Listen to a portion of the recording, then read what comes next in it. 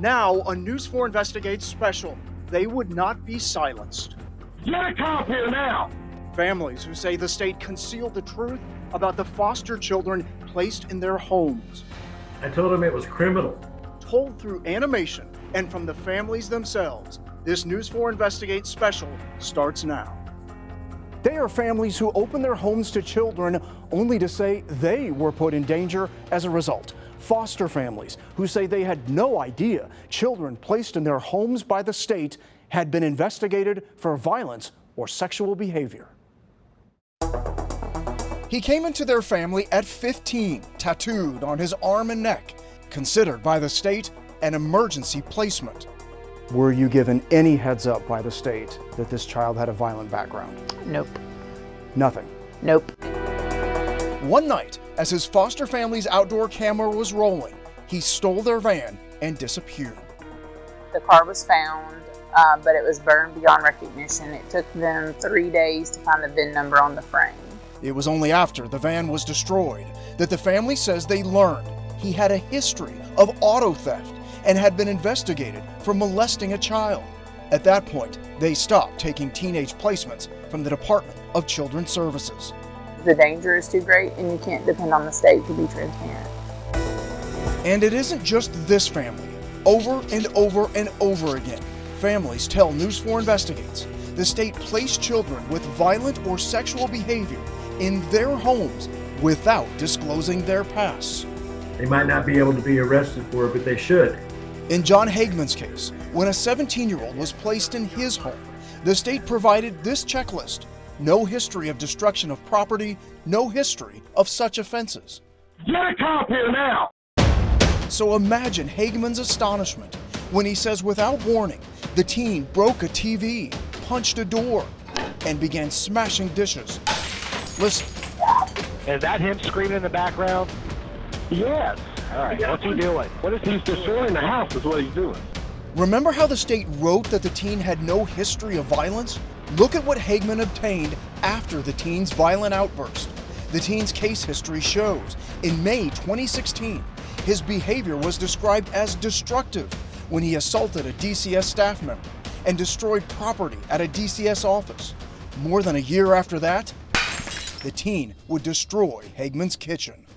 Do you remember what you said to DCS when you found this out? I told them it was criminal. Leslie Lang, who has 3 young children, says she allowed DCS to place a teenage girl into her home, a teen who later admitted she'd been investigated for molestation. DCS did not tell me. And both these families tell similar stories, one saying they had no idea that a teen had attacked a DCS staffer before being placed into their home. The other saying the state did not disclose the depths of the sexual abuse of an 11-year-old girl who was placed with them. After they adopted the girl 6 months later, they say she attempted to molest 2 boys. Our first instinct was to call DCS and say, what in the world is going on? She just tried to molest 2 5-year-old boys. For weeks, News 4 Investigates repeatedly emailed and called DCS for an interview. Among our questions, the claims from all these families that the caseworkers are simply overwhelmed with too many children to place. They'll do and say anything they have to get these kids out of their office and get them a bed to sleep in at night. Do we get it right all the time? No. Do we get it right most of the time? Yes. Saying she could not discuss individual cases by law, and many of them happened before she was commissioner, Jennifer Nichols at last agreed to answer questions. These families say that their caseworkers were not open with them about the backgrounds of these children. Truth and transparency with families is critical. If a family was not fully advised, about the needs of a child, I'm sorry for that. I said a few minutes ago, do we get it right every time? No. Families say even if the commissioner is forbidden from publicly discussing their cases, she should answer to problems like this. Remember the teen who stole and burned the van? After that crime came this email from their caseworker asking them to sign a document that claimed they were aware of his violent background. she told us that her supervisor demanded that we need to sign this form. So they were ultimately asking you to sign that you were aware he had this violent background when in fact you never had. Right. The family's email response: we will not sign anything.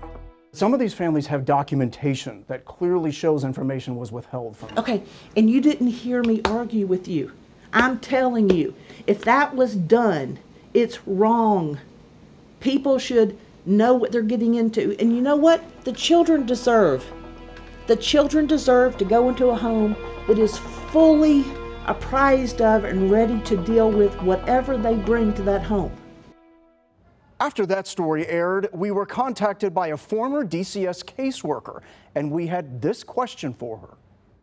You were able to see our story. Was any part of it inaccurate? No, every bit of it was true. That caseworker would then provide us with documentation of how she says the state is risking the safety of Nashville families who only want to help.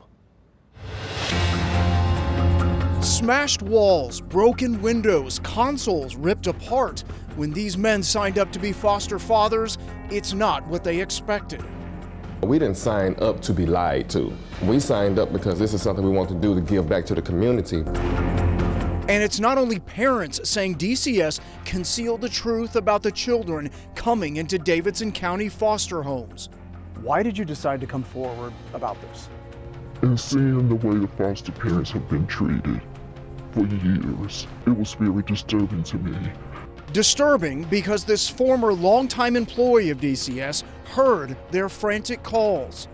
The child attacked her, and a big gash in her eye. The child had grabbed a knife, a butcher knife. She had knife cuts on both hands. This employee says, here's what you need to understand. There are levels that the state assigns children. Level 1 is the lowest risk. In Tennessee, when you hear the term DCS foster home, that means the family is trained only for level 1 kids. You're level 1. Correct. So you thought you were getting kids that had no violent histories. Correct. And instead, you got up to level 4. Yes. You heard right. Families who thought they'd only get non-violent children say they were placed with kids with a much higher risk, even up to level 4, the most trouble. These foster parents are not trained to deal with those type of children, which puts them at risk. It puts the children at risk. Internal DCS records on troubled children show it. Here's a child ranked at level 3. Look, he's repeatedly placed in foster homes. There are a large number of children who are not foster home appropriate are being put in level 1 DCS foster homes because they don't have anywhere else to put them. The state's own numbers back it up. Foster homes from 2015 till 2019 have increased from 117 to 169. But look at the providers and homes considered therapeutic, meaning they're trained to handle the most troubled children.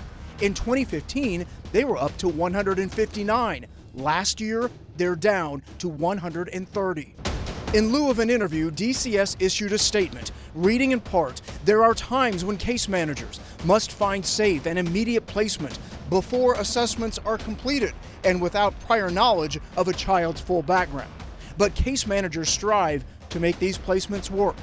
All this foster father knows is that too often, what he was told was a non-violent child ended with a call to police. One of the policemen asked me to come to the car, and when I went to the car, he showed me the child's record and showed me that this child had an extensive violent history. They knew that, but they didn't tell me. Not long after our investigations aired, the state released an audit of DCS, directly criticizing the agency for what News 4 Investigates had exposed.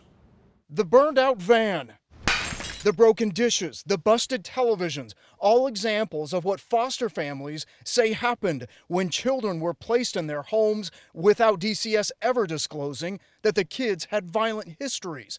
Families believe part of the problem, their caseworkers are overburdened with too many cases and desperately need to place children in homes, even if it means not disclosing the truth. In Tennessee, the average number of cases per DCS employee is only supposed to be 20. Our caseworker has 40 cases.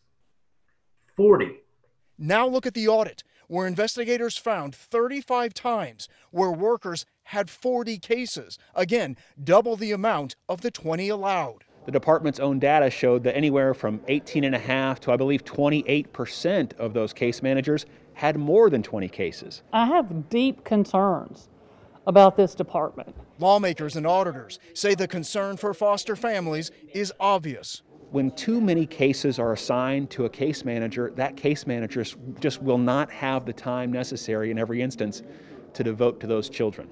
DCS's commissioner says due to staff turnover and additional children that sometimes arrive overnight, some workers will have beyond 20 cases. There are always going to be outliers where people have more cases than they should. That's due to a number of different issues. DCS says they are monitoring monthly caseloads to make sure workers aren't overburdened, and this committee voted to allow DCS to continue operating as usual, something Representative Gloria Johnson found alarming. I was disgusted, I was scared for those kids, and I didn't feel good about what we did in there. Other parents also began to come forward, challenging the commissioner's claim that the troubles happened in the past and what happened to their family after the commissioner made that statement. She was supposed to be a welcome addition to a family already in love with fostering children. We're one of those, we would take them all if we could, you know. I mean, we love doing it. But hearing what happened to this family has this member of a state committee overseeing DCS questioning the agency's ability to keep children safe. I saw one of the foster parents say this is criminal. It should be criminal. The foster family in rural Middle Tennessee worked with the placement agency, contracted with DCS, and says they clearly told them what children they would not take. That was violent children, that was aggressively violent, and sexually aggressive children. Well, they assured us that we didn't have to worry about that. But it was only after a 10-year-old foster child came to stay with them did the family obtain this, an email detailing that foster child had been investigated a year earlier. That investigation found allegations of that girl sexually touching another child were substantiated through a special investigations unit in July 2019.